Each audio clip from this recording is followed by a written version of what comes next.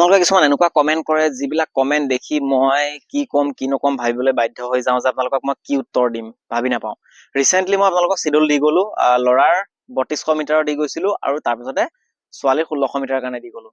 আৰু মই আটাইতকৈ কনফিউজ এইটোৱে হওঁ, য'ত মই চিডুলখন দিছো আপোনালোকক কেনেকৈ অনুশীলন কৰিব লাগে সম্পূৰ্ণ সোমবাৰৰ পৰা শনিবাৰলৈকে মই সম্পূৰ্ণ বুজাই কলো। আৰু সেই ভিডিঅ'টোৰ তলতে মোক কমেন্ট কৰি কি ক'ব কিছুমানে যে দাদা মোৰ টাইমিং ইমান বেছি লাগি আছে, কি কৰো, কেনেকৈ কি কৰিম।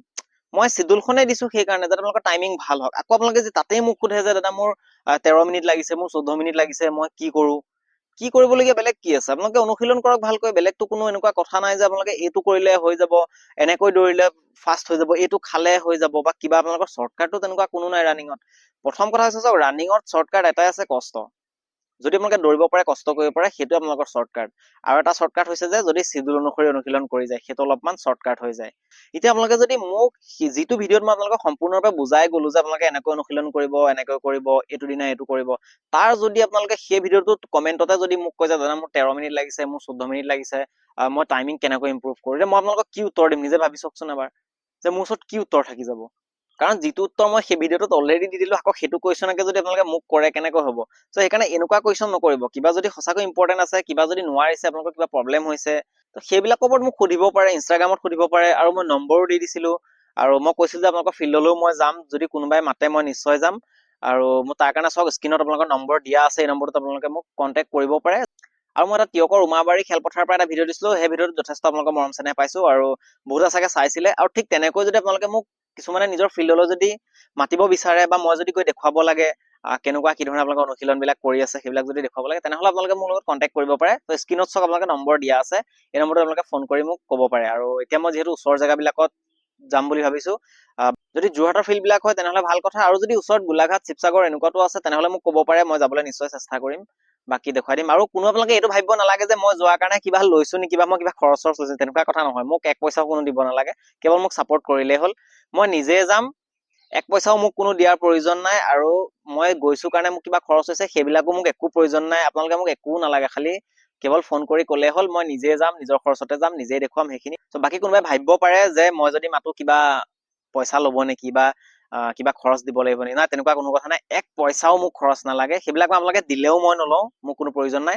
কেৱল আপোনালোকে ভিডিঅ'বিলাক চাব, শ্বেয়াৰ কৰিব, আৰু লগতে অলপমান আপোনালোকৰ মৰম চেনেহে যথেষ্ট, তাতকৈ বেছি মোক একো নালাগে। চ' সেইকাৰণে আপোনালোকে কল কৰিব পাৰে যদি ফিল্ডত যাব লাগে। আৰু একেবাৰে যদি কম ল'ৰা ছোৱালী থাকে, 5-6 জন, তেনেহ'লে অকণমান প্ৰব্লেম হয়, কাৰণ সিমানটা উৎসাহ নাপাব সকলোৱে ভিডিঅ'টো চাই।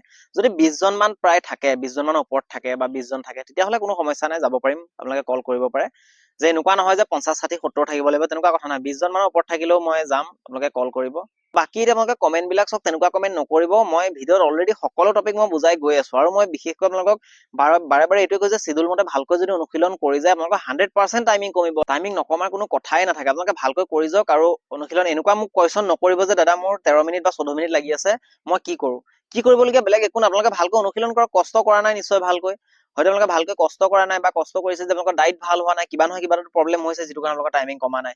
বাকী কোনো কথা নাই, আপোনালোকে ডাইট যদি ভাল মেইনটেইন কৰে, ৰেষ্ট যদি লৈছে, আৰু যদি চিডুল অনুসৰি যদি অনুশীলন কৰি গৈছে, আৰু এটা চেষ্টা কৰিব লাগিব যে আপোনালোকৰ আজি যিমান টাইমিং লাগিছে, নেক্সট সপ্তাহত যেতিয়া চিডুল ফ'ল' কৰিব, তাতকৈ যাতে 1-2 ছেকেণ্ড কমাবলৈ চেষ্টা কৰে। এনেকুৱা নহয় যে আপোনালোকে শৰীৰটোত জোৰেই নিদিছে, একেটা ধৰণে দৌৰি আছে, কষ্ট কৰিবই নিবিচাৰিছে, তেনেকৈ আপোনালোকৰ টাইমিং নকমে। সেইকাৰণে অকণমান কষ্ট কৰিব লাগিব, আৰু সময় যথেষ্ট কম আছে, সেইকাৰণে চেষ্টা কৰক আপোনালোকে। বাকী মই নেক্সট ভিডিঅ'বিলাকত আপোনালোকে এক্সাৰচাইজ, ৱৰ্কআউটখিনি কি কি কৰিব লাগে এইবিলাক দেখুৱাই যাম, দি যাম লাহে লাহে।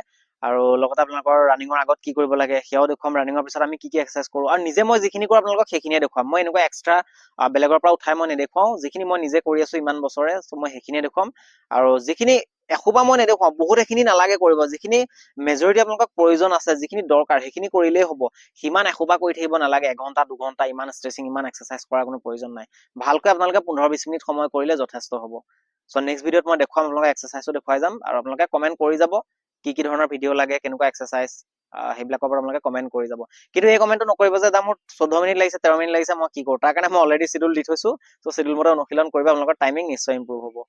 আশা কৰিছো আপোনালোকে এতিয়া কথাখিনি নিশ্চয় বুজি পাইছে। বাকী যে আপোনালোকৰ কিবা প্ৰব্লেম আছে বা কিবা যদি আপোনালোকৰ আৰু জানিবলগীয়া আছে, তেনেহ'লে মোক কমেণ্ট কৰি সুধিব পাৰে। যদি ভিডিঅ'টো চাই ভাল লাগিলে তেনেহ'লে লাইক কৰিব, লগতে লগৰ সকলোকে শ্বেয়াৰ কৰি দিব। যদি প্ৰথমবাৰ আমাৰ চেনেলটো আহিছে তেনেহ'লে চেনেলটো ছাবস্ক্ৰাইব কৰি নটিফিকেশ্যন বেলটো অন কৰি ল'বলৈ নাপাহৰিব।